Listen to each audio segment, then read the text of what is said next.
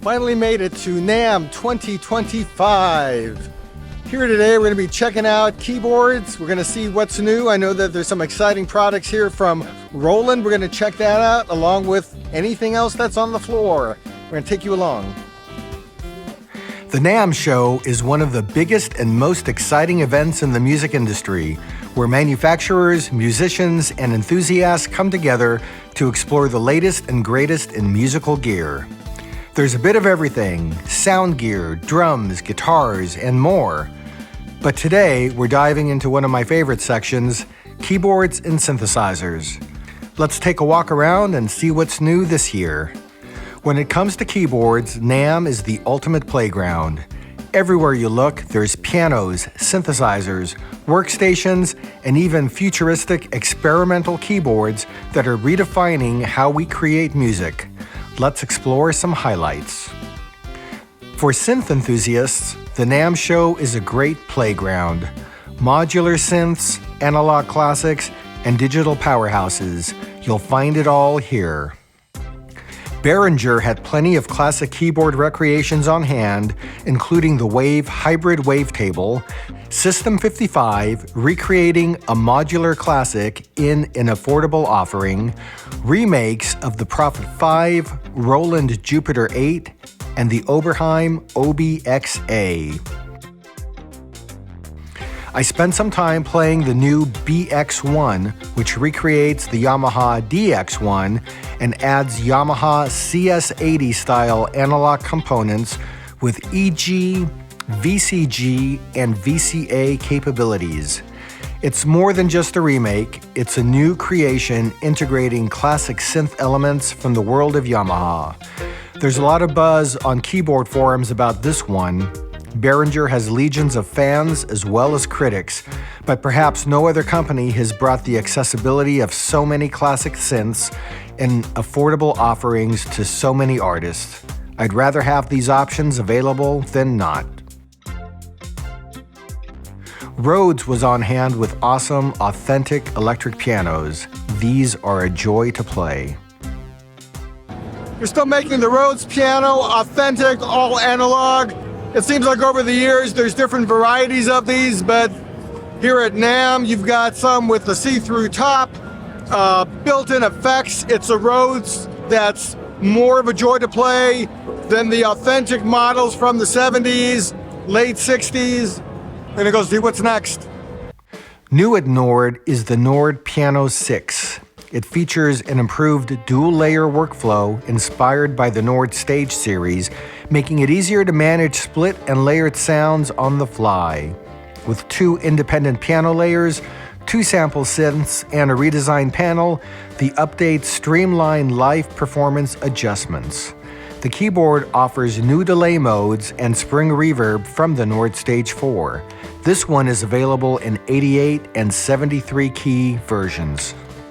The all-new Nord Organ 3 updates the company's dual manual organ with an improved panel design, featuring a high-resolution OLED display and advanced key beds with 3 sensors per key for enhanced performance. Nord upgraded its renowned B3 organ model with better chorus vibrato, while overhauling the Farfisa and Vox emulations, adding 2 pipe organ options, and classic synth bass sounds inspired by legendary pedal synths. The FX section has seen major enhancements, including a revamped rotary speaker simulation, British amp speaker emulation, spring reverb, analog delay with feedback filters, and a host of modulation effects like phaser and tremolo. If you're looking for organ fun, the Nord Organ 3 is worth a look. At the Nord booth, there's a brand new organ, which is pretty cool looking. I like the improvements they've added on it from the last version of the organ that they had. I did try the Nord Piano 6, I think another new version that they have. Honestly, the key bed doesn't feel as good to me as some of the other key beds they offer, like on the Nord Stage 4. That one's really nice. And even the, I think it's the Piano Grand, that other piano, nicer feeling key bed. Piano 6, the newest option that they have. Key bed feel matters a lot, so it's really nice to come out, put the hands on different keyboards and see how they feel when playing.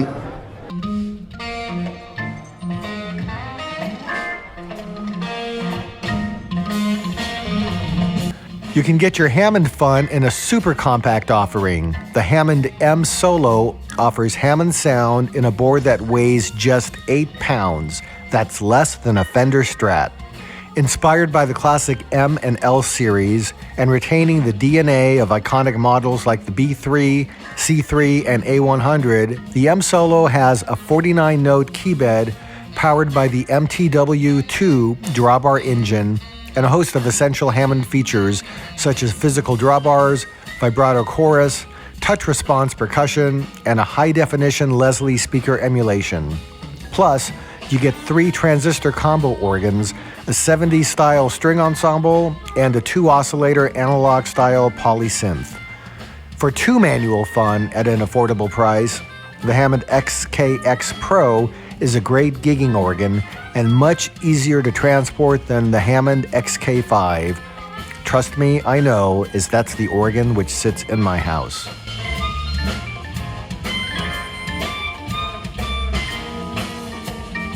There's more combo organ options available with Viscount, and for the rare bird like me who appreciates portable pipe organ keyboards, these were on display from both Viscount and Dexibell.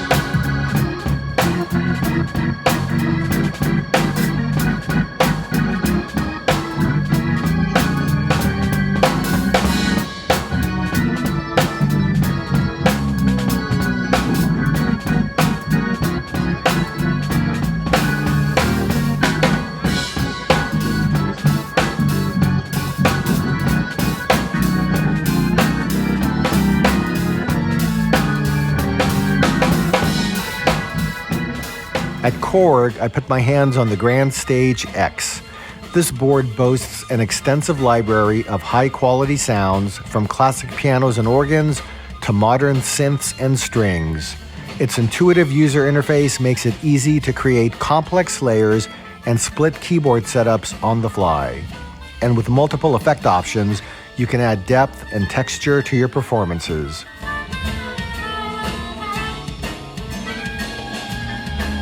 Check this out. You can build your own mini Theremin. Keytar, anyone?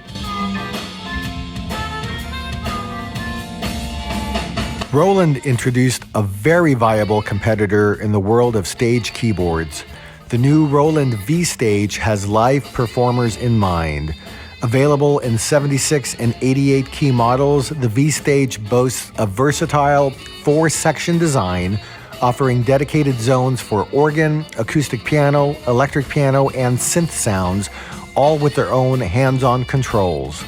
It incorporates Roland's flagship sound engines, including V-Piano, Supernatural, and Zen Core, enabling everything from authentic organ drawbars with rotary simulation to lush synth layers and an emulation of legendary classics like the Jupiter 8 and Juno 106. Show you is the V-Piano, and I'm going to play this V-Piano here with some synth as a background. They're not filming, Notice how though, big this sounds right real quick.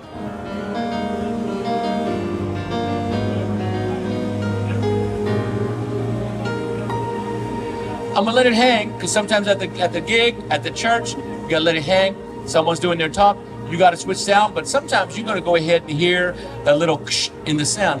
You switch. Well, that's not a problem. I just switched sounds, and now I could go ahead and hold that one, doesn't matter. V piano, E piano, I can just jump back and forth. internal and external messages, go ahead, I can change it where it's setting internal only, turn it blue, it's external only. So I can have different MIDI settings per scene, internal, external, and then also one last thing, because there's so much fun, and I gotta go quick. We have 2 MIDI outputs in here, so my guys and gal musicians out there that are doing gigs, if you run a keyboard rig, when you change scenes, you can have this change your sounds of any other keyboard, no matter make or model, it doesn't matter. We just need the MIDI address, it's not a big deal, and so you can actually use this as your master keyboard for your gigs going on the road. So that's just a real quick thing going on the V-Stage. So just checked out the new Roland V-Stage piano. Very nice. I think it's a good competitor to the Nord Stage 4. It's priced almost $2,000 less, so that's pretty attractive. I did get a chance to play it and run through the different sounds. I think for me, what I liked the most on it was the organs. The organ feel was nice. The controls were really nice. If you're familiar with the Hammond setup, very similar to that. The piano was also pretty nice. And then it started to get a little funky for me once I got into the electric pianos. You got 4 different versions on there. You got your Tine, you got your Reed, you got your digital quasi-FM DX7 type of piano. And then there's one more on there as well. Oh, and then there's the clavinet. The clavinet I thought sounded super thin. Didn't work for me that well. The Tine was, I think, the best out of all of them. The DX7 also was serviceable. The Tine, the Reed rather, which on electric pianos I probably use more than anything else. I'm very familiar with the Wurlitzer because I used to own one of those for many, many, many years, so I'm maybe a little more picky on those. That just didn't do it for me as much. That said, you put everything together, it's a very nice keyboard, and for the price, compared to some of the competitors, it's hard to beat. The keyboard felt okay, I think better than many, but not as good as I'd like. And that, for me, honestly, that's the biggest thing I'm having trouble with. Looking for a full-size keyboard, key bed that feels good on the hands, that isn't too spongy, that isn't too light. Finding the Goldilocks keyboard,